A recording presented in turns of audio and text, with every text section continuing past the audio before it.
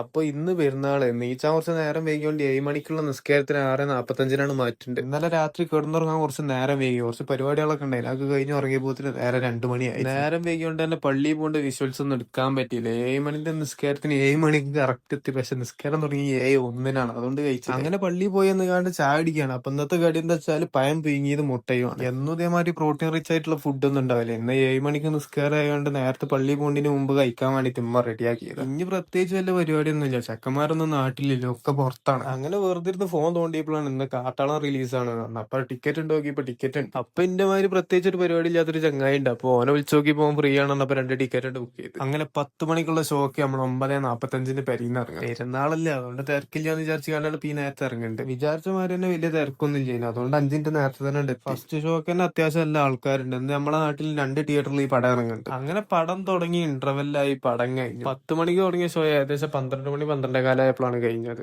മൊത്തത്തില് 2 മണിക്കൂർ. ഇനിയിപ്പോ പടത്തിനെ പറ്റി പറയുകയാണെങ്കിൽ എനിക്ക് പേഴ്സണലി വല്ലാതെ വർക്കായില്ല. വിചാരിച്ച മാതിരി ഒരു ഹൈ ഒന്നും കിട്ടിയില്ല പടത്തുനിന്ന്. മ്യൂസിക് ഒന്നും വെച്ചിട്ടൊന്നും പടം ലിഫ്റ്റ് ചെയ്യാൻ പറ്റിയിട്ടില്ല. ട്രെയിലറിൽ കണ്ട പരിപാടി ഒന്നും പടത്തിലാണ്ട് കിട്ടിയില്ല. അങ്ങനെ വീട്ടിൽ തിരിച്ചെത്തി. ഇനി അടുത്ത പരിപാടി എന്താ വെച്ചാൽ ഫുഡ് കഴിക്കല. അപ്പൊ ഇന്നത്തെ പെരുന്നാൾ സ്പെഷ്യൽ എന്താ വെച്ചാൽ ബീഫ് മന്തി. അങ്ങനെ അതും കഴിച്ചൊന്ന് ഉറങ്ങാൻ പോയി. അപ്പൊ ഇന്നത്ര തന്നെ ബാക്കി പിന്നെ